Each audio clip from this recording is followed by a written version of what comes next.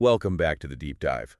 Today, we are pointing the compass down to East Texas. Which is an area that definitely has its own unique set of challenges. Oh, absolutely. I've been, looking through this stack of notes for today's topic, and it feels like we are talking about something that is just, well, a fact of life in that part of the world. The pine trees, the humidity, and of course... Storm season, right?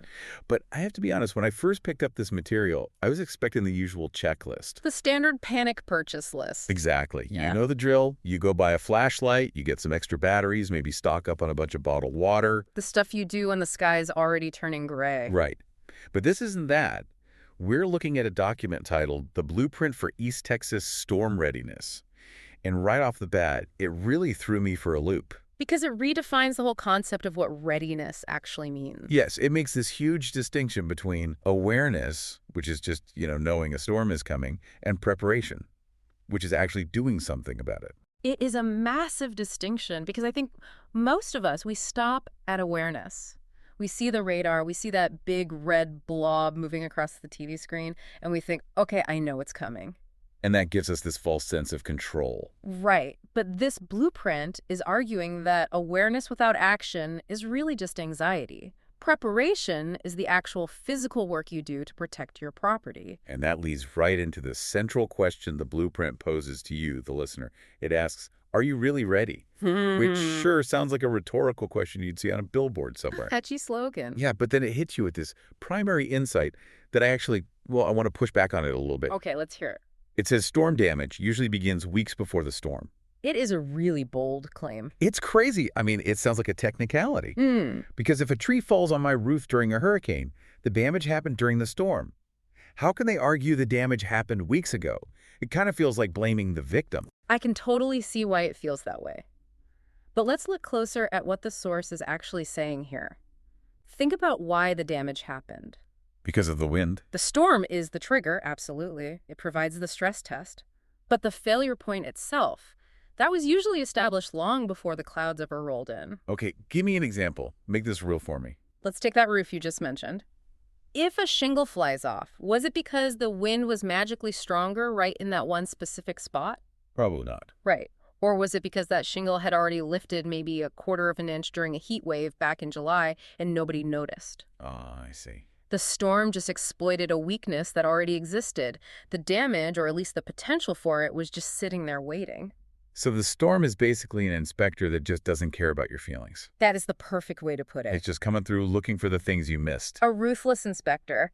And this is especially true in East Texas. The document highlights this idea of seasonal vulnerability. Because the weather cycles there are pretty extreme. Exactly. You've got intense heat that expands materials, sudden cold snaps, the constant humidity. It all works together to create these microscopic flaws in your home's armor. And if you aren't tracking that condition relative to the season, you're leaving the door open. Which brings up a quote from the research that really stuck with me. It sounds almost like something out of a philosophy book or a military manual. It says, water finds the weakest point. It is the fundamental law of home ownership. We tend to think of water as just wet. Right. But in a storm, water is heavy, it is pressurized, and it is absolutely relentless. It is actively seeking a way in. It sounds almost predatory when you phrase it like that. In a way, it really is. The source talks about understanding water intrusion pathways. Intrusion pathways. Yeah. Think of your house versus, say, a submarine. A submarine is a single sealed tube, but a house is thousands of different materials. You've got wood, brick, glass, shingles. All of it is just nailed or glued together. So every seam, every joint, every nail hole is a potential entry point, yes. And water really only needs one. Correct. And it will always find the one you ignored. If there is a hairline crack in the stucco or a tiny gap in the flashing, water doesn't just wash peacefully over it. Right. Because of the wind? Wind pressure, capillary action, gravity, they literally force that water into the structure. So going back to that weeks before idea, the damage comes from the fact that the pathway existed way before the rain even started. Okay, so if we accept that water is this relentless hunter, how do we actually build a defense? The blueprint lays out what it calls a trinity of physical defense. The big three. Right, roofs, gutters, and grading. If you secure these three things, you are closing off the vast majority of those intrusion pathways we just talked about. Let's start at the top then, roofs. Now, when the guide says check your roof, what does it actually mean for you as a homeowner? Do I need to go buy a 40-foot ladder and climb up there? Because honestly, that sounds like a great way for me to end up in the ER before the storm even hits. Please do not do that. You don't need to walk the roof to inspect it. In fact, unless you are a trained professional, you really shouldn't be up there. Good to know. So what's the alternative? You can actually do a lot from the ground with just a decent pair of binoculars. Okay, binoculars I can handle. What am I looking for exactly? You are looking for disruptions in the pattern. Shingles should look like fish scales. They should be flat and uniform. If you see one that's curled up at the corner or one that looks blistered, that right there is a weak point. What about around the chimney and stuff? Yes. Look closely at the penetrations. That is anywhere something pokes through the roof. A chimney, a vent pipe, a skylight. Why are those spots so critical? Because that is where the roof structure is the most complex. There is metal flashing installed there to seal the gap between the roof and the object. But if that metal is rusted, or if it's pulled even slightly away from the brick, water will get in. It is not a matter of if, but when. Okay, so I'm scanning for curls, scanning for gaps around the chimney. Let's move down to the second part of the Trinity. Gutters. I have to say, cleaning gutters is probably the most hated chore in existence. It is gross, it smells, and you always find weird sludge up there. It is incredibly unpleasant. But in East Texas, it is non-negotiable. And the blueprint points out exactly why. Pine needles. Oh man, the pine needles. If you live there, you know they are everywhere. They are the absolute worst enemy of a gutter system. Unlike broad leaves from an oak tree that might just blow away or sit loosely on top, pine needles mat together. Like a bird's nest. Worse, they create this dense, heavy sludge that acts almost exactly like a beaver dam in your gutter. And why is that specific dam so dangerous for the house? Because it completely changes the physics of the water flow. Your gutters are engineered to take the massive volume of water hitting your roof and transport it safely away from the foundation. But when they clog with that pine needle sludge, the water fills up and spills right over the edge. Which basically creates a waterfall right against your house. Exactly, but it gets even worse than just a waterfall. Sometimes that water actually backs up under the roof shingles at the edge. Yeah, it creates a rot pathway straight into your attic.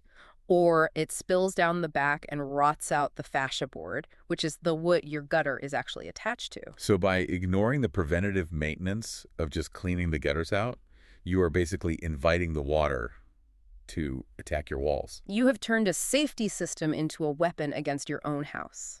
That is a terrible thought. But it leads us perfectly to the third element of the Trinity, grading.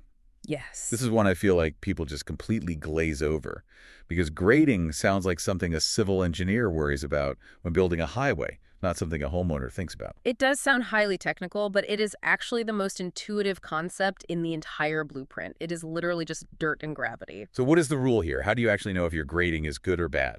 The source material gives a great general rule of thumb called the 6 and 10 rule. 6 and 10, break that down for us. Ideally, you want the ground to drop 6 inches vertically within the first 10 feet as you move away from your foundation. You want a very distinct slope pointing away from the house. Okay, so if I walk out my back door and the ground is perfectly flat, or heaven forbid, it slopes slightly toward the door. Then you have a major, major problem. Because remember that, quote, water finds the weakest point.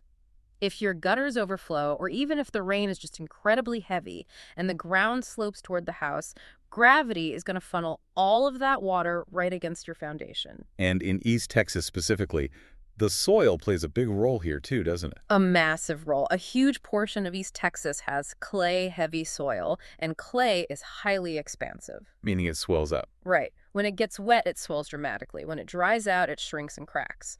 So if water is constantly pooling against your foundation because of bad grading, that clay swells and pushes hard against the concrete. And then it dries and pulls away. Exactly. That back and forth movement is exactly what cracks solid foundations. So is there a way I can test this myself without having to hire a survey crew to come out to my yard? Yes, there's a really simple method called the ball test. It's a crude but very effective way to see what's happening with your slope. Take a tennis ball or soccer ball, place it on the ground right next to your exterior wall, and just let go. And if it rolls away? You are probably okay. Gravity is working for you. But if it just sits there, or worse, if it rolls back and bumps into the wall? Then you urgently need to fix your grading. Because in that scenario, you are currently betting against gravity, and gravity never loses. That is such a great visualization, the ball test. Literally anyone listening can go outside and do that today. Highly recommend it. Now, moving on from the structural stuff, there was a section in this blueprint that really caught me off guard. We've covered the roof, the gutters, the dirt, but then it lists HVAC risk as a top-tier priority. This is the hidden killer of storm season. See, I don't get this. If a major storm is coming, I am worried about a tree falling on my car or the power grid going down. I am not really thinking about my air conditioner unit outside. Why is this so high on the readiness list? Think about the aftermath of the storm. Let's say the storm passes. Your roof held up perfectly. The water stayed out of the living room. But your HVAC unit, which is usually sitting right out there on a concrete pad, got flooded. Or got hit by a power surge or completely clogged with flying debris. Okay, so the AC is dead. I'm hot and uncomfortable for a few days. That sucks. But is it really a disaster? In East Texas, absolutely it is. It is not just about human comfort, it is about the life of the building itself.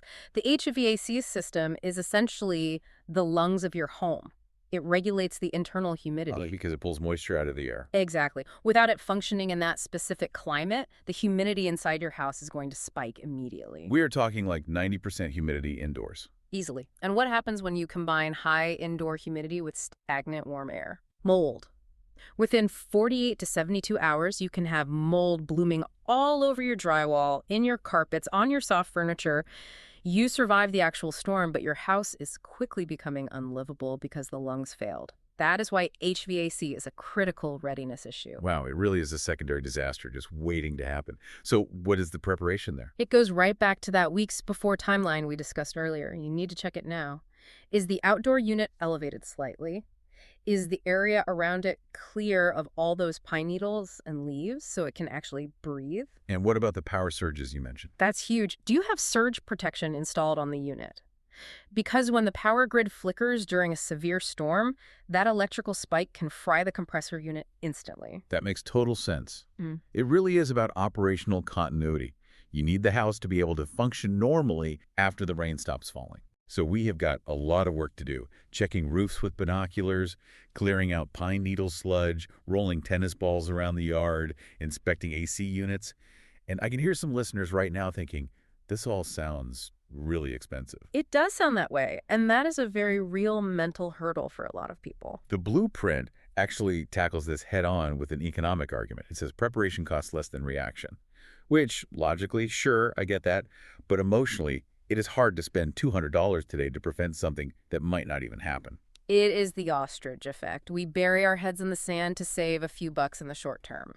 But let's look at the actual numbers here. What does a professional roof inspection and minor tune-up cost? Maybe a couple $100. Sure. What does it cost to have a landscaper come out and regrade a small problem spot near the wall? It's not a fortune.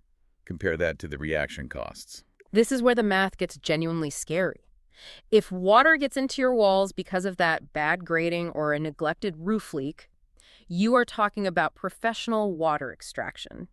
Then you are talking about tearing out ruined drywall. And then the mold remediation you talked about. Which is incredibly expensive. Then replacing the flooring, you could easily be looking at $10,000, $20,000, or even more. And that is not even factoring in the time you literally cannot live in your own house. Or, the source also mentions business readiness. If you're a business owner, the time your doors are closed. That operational continuity for a local business is life or death. If a restaurant floods, they aren't just paying for the physical repairs. They are losing gross revenue every single hour those doors are locked. The return on investment for preparation is massive. You are spending pennies today to save dollars tomorrow. So it's not just saving money, it's saving your sanity. Reaction is chaotic. It's 3 a.m., water is pouring into the kitchen, you're panicking. Preparation is boring. It's a Tuesday afternoon, and you're just writing a check to a local gutter cleaner.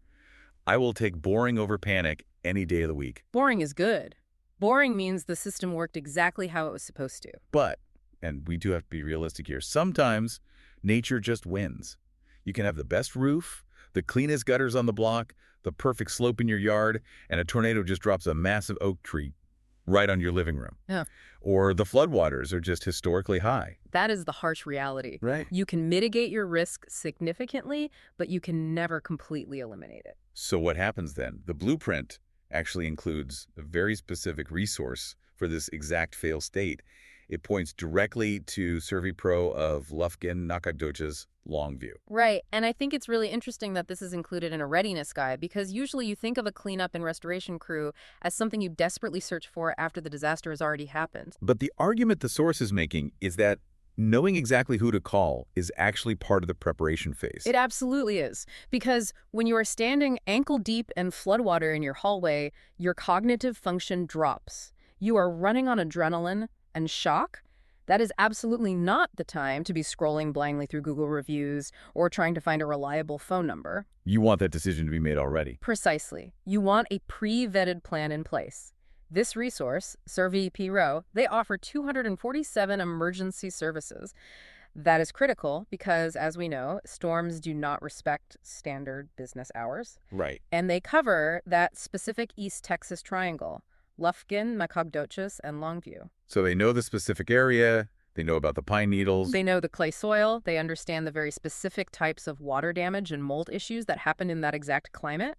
The guide actually provides their direct number. It's area code 936-715-3804. I feel like this is one of those things you just go ahead and put in your phone right now and label it emergency house or something. Do it today. It is essentially a digital form of sandbagging. You hope you never ever have to press call, but having it sitting right there in your contacts closes the loop on your entire readiness plan. So let's zoom out a bit and look at the whole picture we have built here today. We started with this core idea of shifting our mindset from just awareness to active preparation. Moving from sitting on the couch watching the news to actually going out and inspecting the house. We learned that the storm is really just an inspector looking for the maintenance work we didn't do. We talked through the trinity of defense, the roof, the gutters, the grading. We identified the hidden enemies sitting in the HVAC system. And we crunched the real numbers on why cheaping out on prep is actually the absolute most expensive choice you can make in the long run. It really is a comprehensive strategy. It takes a lot of the blind luck out of the equation. So here is the mission for everyone listening right now. Specifically those of you in East Texas, but honestly, this logic applies to anyone, anywhere with a roof over their head. Don't just sit around and wait for the next severe storm warning. Go outside, run the ball test on your grading. Look up at your eaves. Do you see little tiny trees growing out of the sludge in your gutters? That is a very bad sign. Grab those binoculars and check the penetrations on your roof. Right. And maybe just save that number for SurveyPro in your phone, just in case the worst happens. Again, that's 936-715-3804. As we wrap this deep dive up, I keep thinking about that quote again. Water finds the weakest point. It is kind of a haunting thought. It is a bit spooky, but I also think it's empowering because it means the final outcome is actually largely in your own hands. There is a final thought I would love to leave you, the listener, with today. Let's hear it. If water inevitably finds the weak point, the only variable you can actually control is whether that weak point exists when the rain finally starts falling. So it all comes down to a gamble. Life is a gamble, but you have to ask yourself when looking at your home, are you betting against the water? Or are you betting on your preparation? Because I can promise you, if you bet against the water, the house, and I mean the casino here, always wins. But if you bet on your preparation, you have a real fighting chance to keep your house standing dry. Are you betting against the water? I love that framing. I'm definitely not taking that bet. Yeah. I'm going to go check my downspouts the second we finish here. Thank you so much for breaking this entire blueprint down with us today. It was my absolute pleasure. And thank you to everyone listening. Stay safe, stay dry, and get prepared. We will see you on the next deep dive.